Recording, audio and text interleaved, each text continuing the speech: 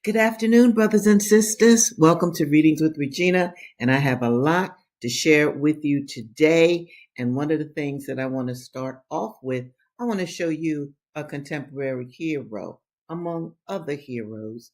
This is the good brother Zayed All Muhammad power to the people. Free Mumia Abu Martin Jamal. Mumia. Okay, we're going to try this again. Check. 1, 2, 1, 2. Zayed Muhammad Malcolm X Commemoration Committee. We are in day four of the epic 12-day long march for Mumia.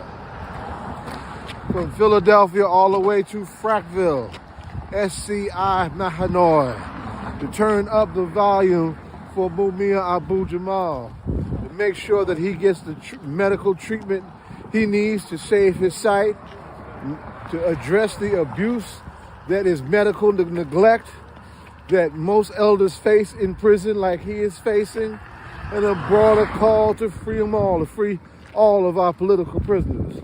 Takes a sharpened degree of intensity and urgency with the recent loss of Imam Jamila Abdullah Al-Amin, who we should not have lost in prison. And the only reason we lost him in prison because he too was subjected to medical abuse and medical neglect, and knew the man was sick and would not get him the treatment that he deserved, and he certainly didn't get the justice that he deserved, and we lost one of our greatest freedom fighters in the clutches of the state.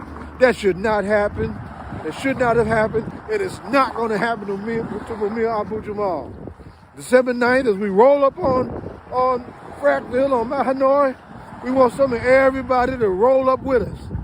Make it plain that they need to make sure they are taking, if they're going to have Mumia, they're going to take care of Mumia. But we want to take care of Mumia because we want to bring him home. The only real treatment for Mumia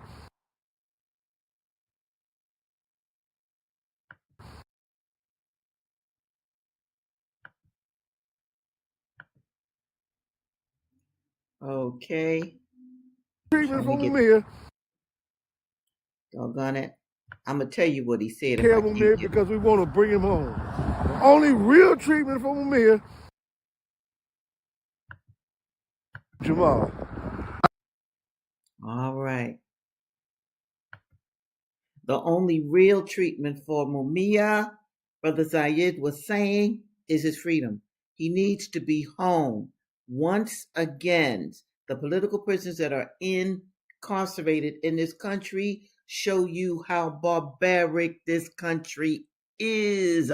Mumia Abu Jamal is 71 years old. And when the mainstream media mention him, they will talk about a policeman that was killed. They don't talk about the fact that Mumia was shot. No, they don't do that. Anyway, brothers and sisters, that was a good brother Zayed, and if I have time, I'm going to play it again. Now, the title of this episode is Captured Africans Made into Generational Negroes. And notice how I spell Negroes with a little n slashed and a capital N. Why? Because Negro used to always be spelled with a little n, because Negroes were property.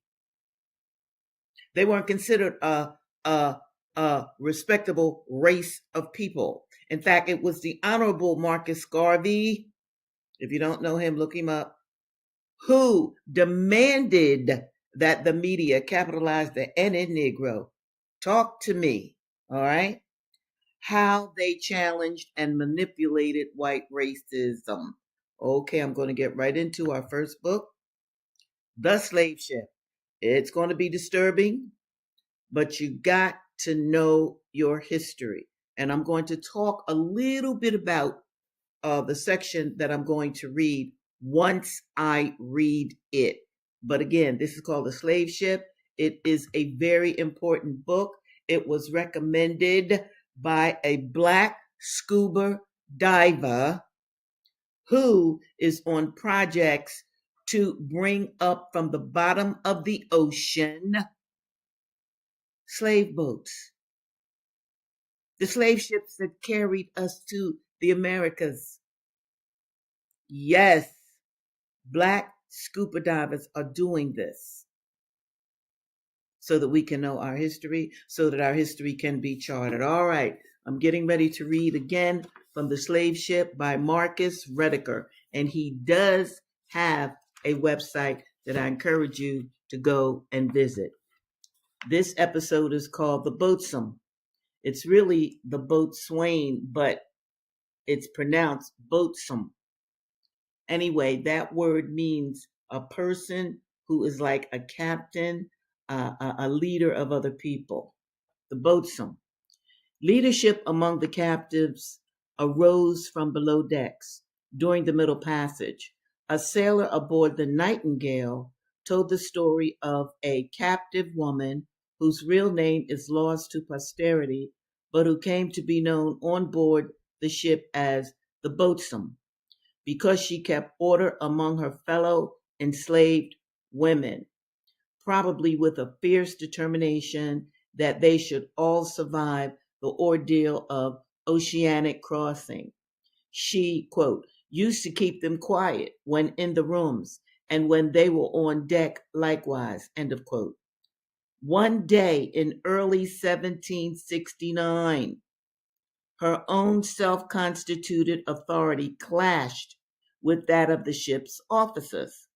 She, quote, disobliged, end of quote, the second mate, who gave her, quote, a cut or two, quote, with a cat o' nine tails, that's a whip. She flew into a rage at this treatment and fought back, attacking the mate. He, in turn, pushed her away and lashed her smartly 3 or 4 more times. Finding herself overmatched and frustrated that she could not, quote, have her revenge of him, end of quote, she instantly, quote, sprung 2 or 3 feet on the deck and dropped down dead, end of quote. Her body was thrown overboard about half an hour later and torn to pieces by sharks. By the way, because of slave ships and because of black people jumping overboard, sharks changed their trajectory in the ocean. They followed the slave ships. I'll get more into that at another time. Anyway, I know that's difficult for some of you to understand. This sister, this strong black female leader was leading the women, but the sailors interfered with her authority. They beat her. They beat her.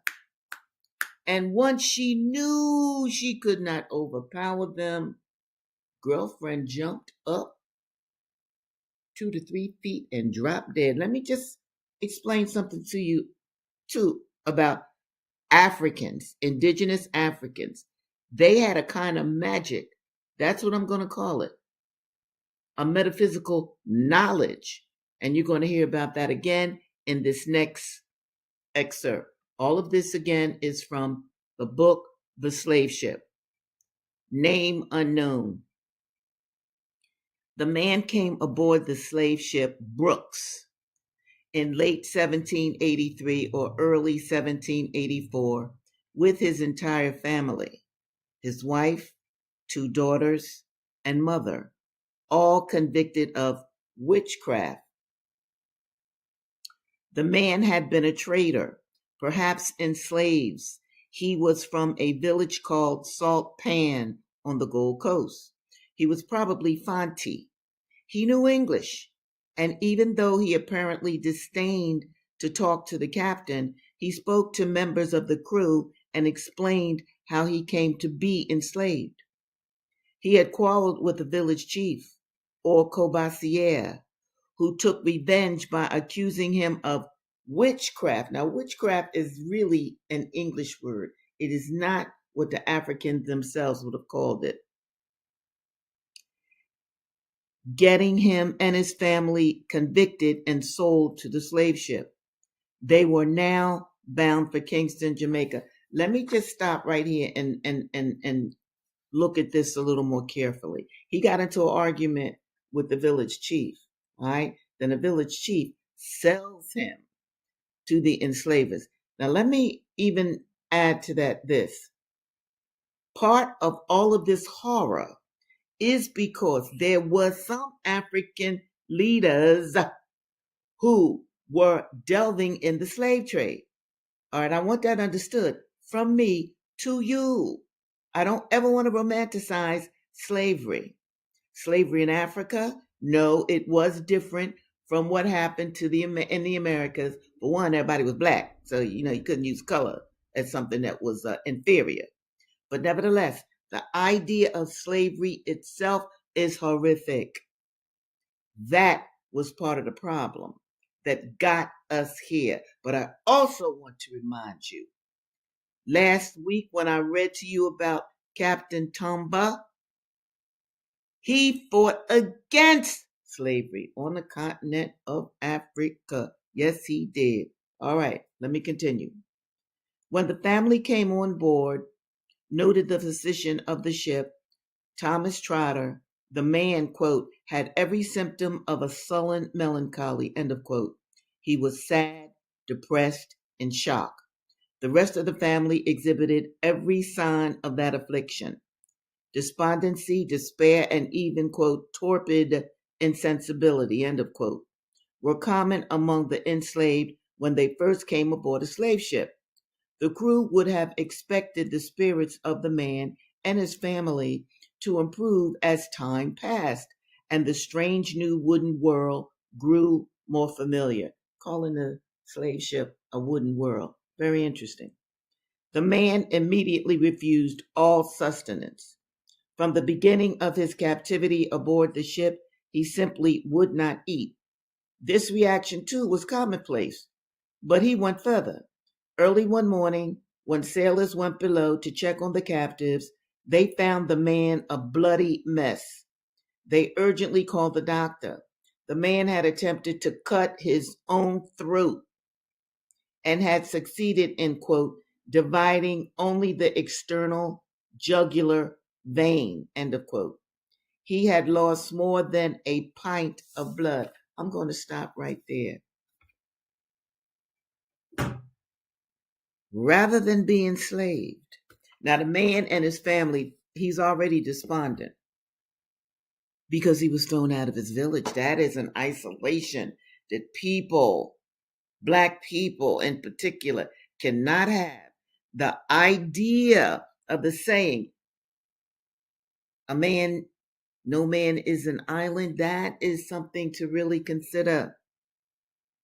To be thrown out of your town and then to be enslaved. Of course, he might have been a slave himself, not sure.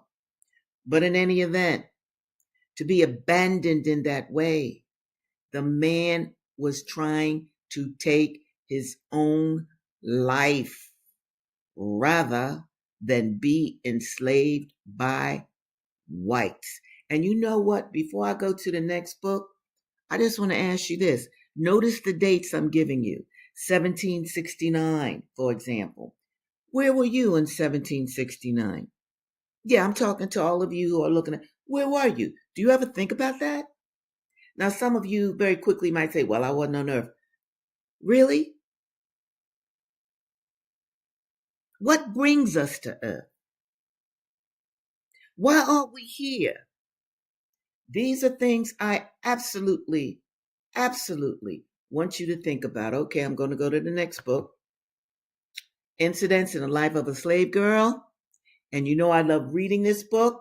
Why? Because it is the words of an actual enslaved woman. Linda Brent, that was her name in the book, but her actual name was Harriet Jacobs. So here we go.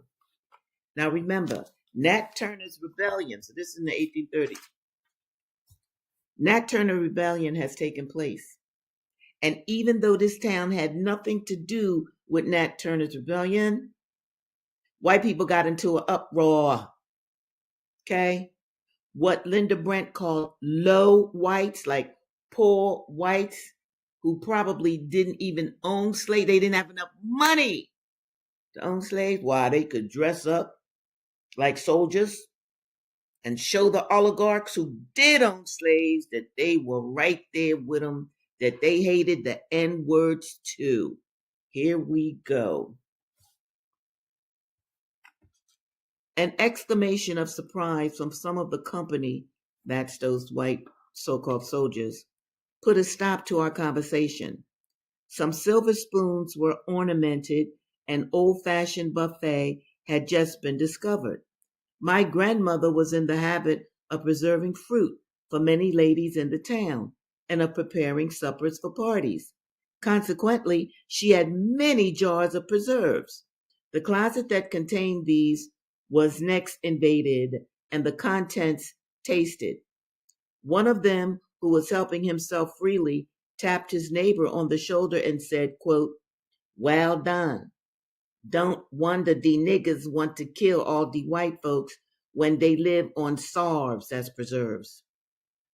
I stretched out my hand to take the jar, saying, quote, "You were not sent here to search for sweetmeats," end of quote. Then he said, "And what were we sent for?" said the captain, bristling up to me. I evaded the question. The search of the house was completed, and nothing found to condemn us. They next proceeded to the garden. Listen to this, people. They next proceeded to the garden and knocked about every bush and vine with no better success. They destroyed our garden. The captain called his men together, and after a short consultation, the order to march was given. As they passed out of the gate, the captain turned back and pronounced a malediction on the house. He said it ought to be burned to the ground, and each of his inmates received 39 lashes. We came out of this affair very fortunately, not losing anything except some wearing apparel. I want to point out, too, how Sister Girl, that strong, authoritative Sister Girl on board the slave ship, Dig, they beat her with a whip, okay? And this captain is telling Linda and her grandmother that they should receive a lashing. That whip helped to turn many Africans into Negroes in America. Towards evening, the turbulence increased. Now listen to this. Now remember, they ain't have jack to do with Nat Turner and his army. No.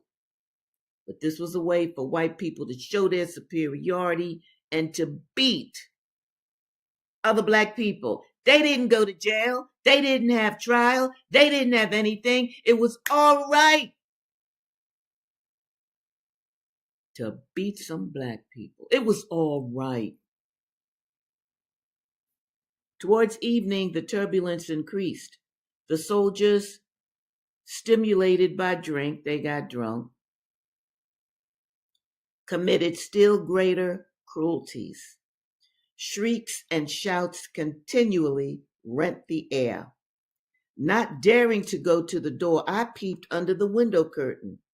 I saw a mob dragging along a number of colored people, each white man with his musket upraised. See, they were the patrols. This is the origins of the police.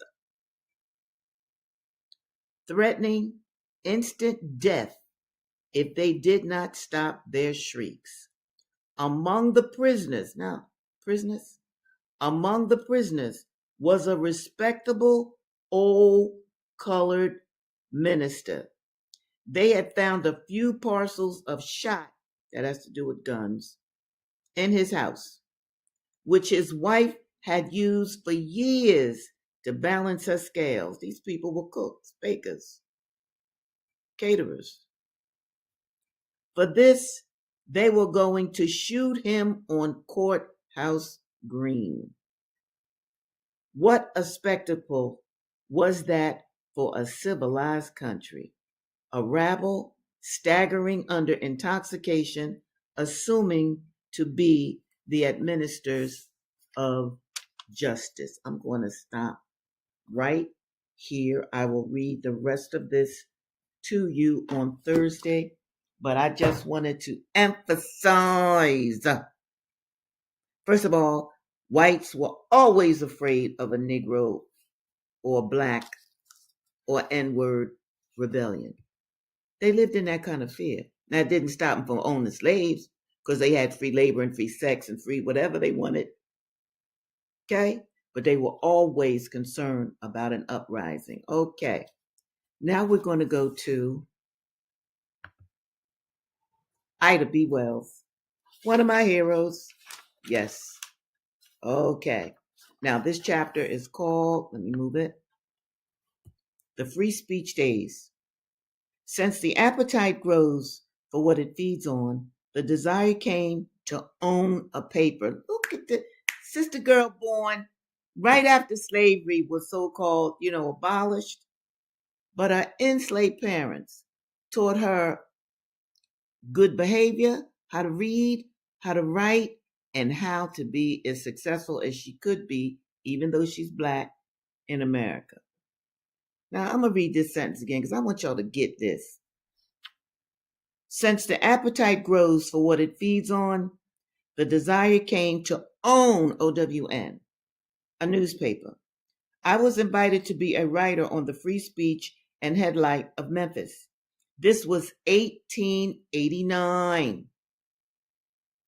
The paper was owned by Reverend F. Nightingale, pastor of the largest Baptist church in town, and by J. L. Fleming.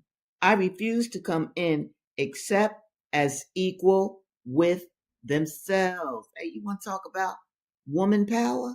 And this is 1889, and this is a sister girl. Yes. And I bought a 1/3 interest in this business. I was editor. Mr. Fleming was business manager, collecting upward of $200 a month from the white businessmen of the city for advertising, and Reverend Nightingale was sales manager. Since he was pastor of the Beale Street Baptist Church, with the largest congregation in the state, about 500 copies were sold every Sunday in this church. Under this arrangement, things went along smoothly for the next 2 years until I asked Reverend Nightingale to sign an article I had written about the city schools. I was still teaching, and I wanted to hold my position, yet I felt that some protest should be made over conditions in the colored schools. The article was a protest against the few and utterly inadequate buildings for colored children. I also spoke of the poor teachers given us, whose mental and moral character was not of the best. It had been charged that some of these teachers had little to recommend them save an illicit friendship with members of the school board. I hope you're getting her drift here. I was sure that such condition deserved criticism and that such a protest coming from a man in his position would be heeded. The paper was not a paying proposition, and naturally I wanted to keep my position as a teacher. I feared that unless the editorial was signed by him, it would be charged to me. When this article, nearly a half column in length, was in type, I showed it to Reverend Nightingale with his name attached. He refused to father it. It was then too late to substitute something else, as the forms were locked up, ready to go to press. So I had his name withdrawn and let it ride. Needless to say, that editorial created a sensation and much comment. Another paper openly stated that the charges were true, that some of our teachers took walks and rides with friends of the other race. Oh my. My paper made rejoinder demanding the names of such teachers because that statement put all 40 of our public school teachers under suspicion.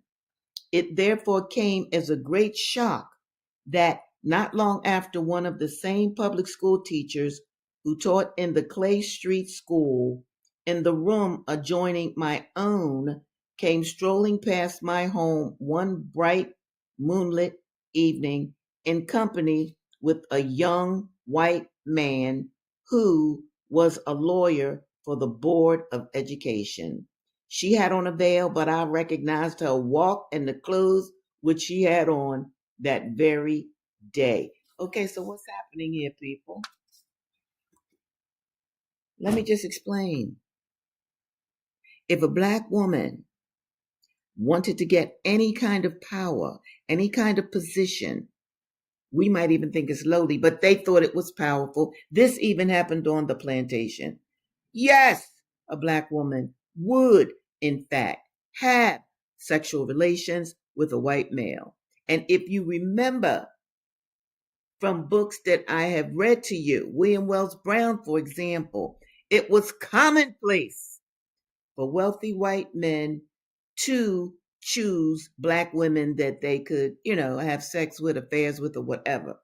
What's worse, though, those white men, including Thomas Jefferson, y'all remember him, they called black women whores. They said that African women slept with orangutans and African women were after white men, although it was the other way around. So Ida B. Wells is pointing out, see, she's big on morals. Yes, she, like many of the enslaved females, held on to their virginity until they were married. That's not a bad thing. But when black women were promoted to be teachers who were not good in that classroom with colored children, Ida had a problem with that. I don't blame her. Because they got their position illegally through sexual favors. All right, let me get to Asada. Yes, got to get to Asada. Okay, now Asada's in elementary school too, and she is the only black in class. Here we go. Again, in the fourth grade, I was the only black kid in my class. My teacher, Mr. Trobowitz, was cool, though, and a very good teacher. He had modern ideas about teaching, and instead of making us read those old, boring readers, he had us read real books and write reports about them. His class was always interesting. He told us all kinds of jokes and stories, and he seemed to be sincerely concerned about us. That year, we were learning about the Civil War and about Lincoln's freeing the slaves. Like all the other teachers, Mr. Trobowitz taught us, quote, fairy tale history, end of quote. But at least he made it interesting. That year, I was crazy about Lincoln. I memorized the entire, quote, oh, Captain, my Captain, end of quote, by Walt Whitman and recited it to the class. Little did I know that Lincoln was an arch racist who had openly expressed his disdain for black people. He was one of the opinion that black people should be forcibly deported to Africa or anywhere else. We had been taught that the Civil War was fought to free the slaves, and it was not until I was in college that I learned that the Civil War was fought for economic reasons. The fact that, quote, official, end of quote, slavery was abolished was only incidental. Northern industrialists were fighting to control the economy. Before the Civil War, the Northern industrial economy was largely dependent on Southern cotton. The slave economy of the South was a threat to Northern capitalism. What if the slaveholders of the South decided to set up factories and process the cotton themselves? Northern capitalists could not possibly compete with slave labor. Remember that.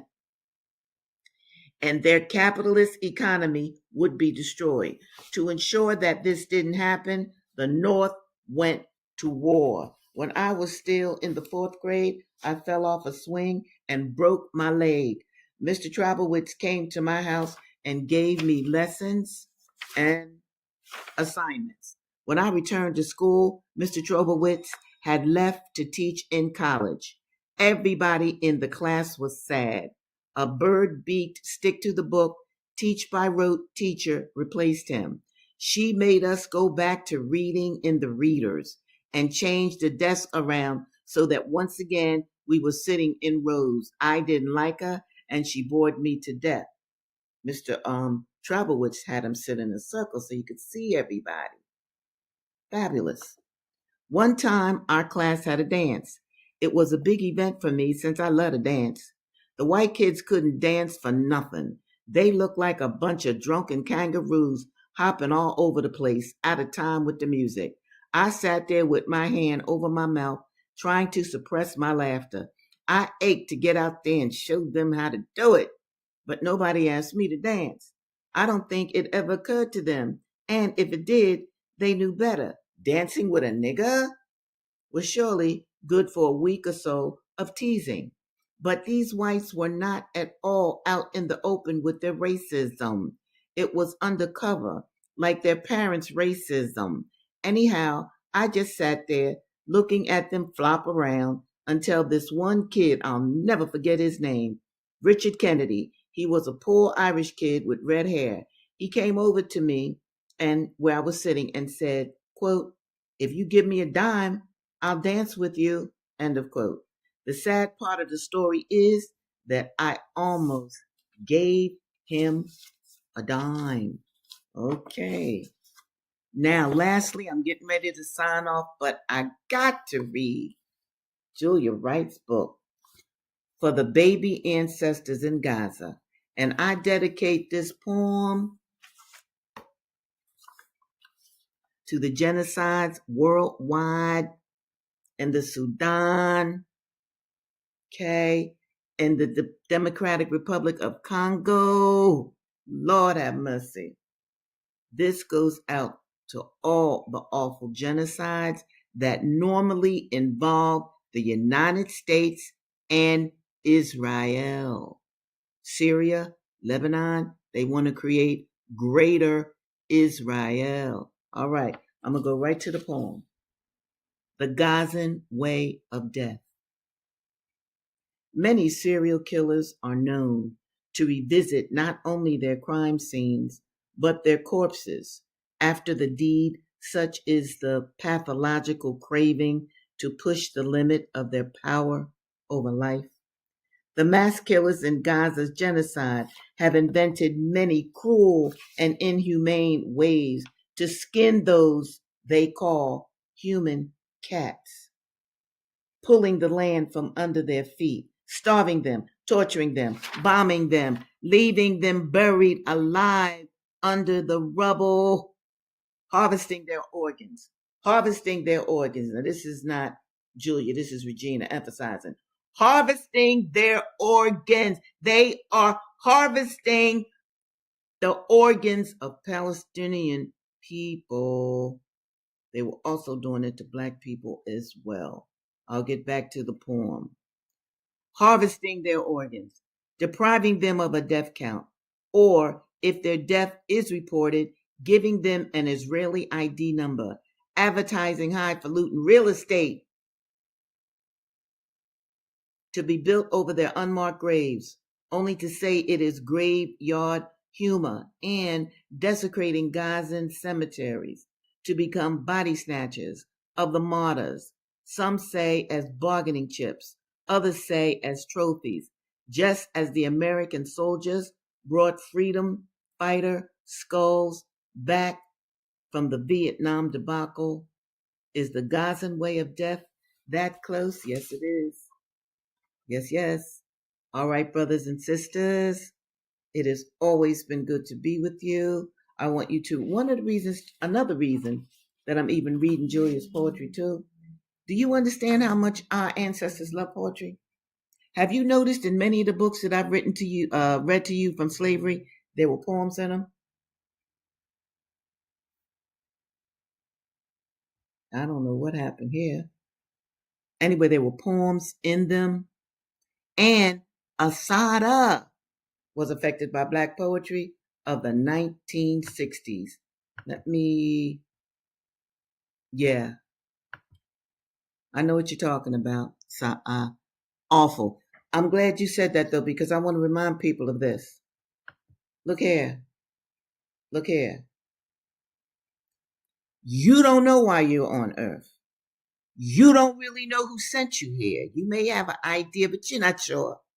None of us know about the death realm while we are on earth.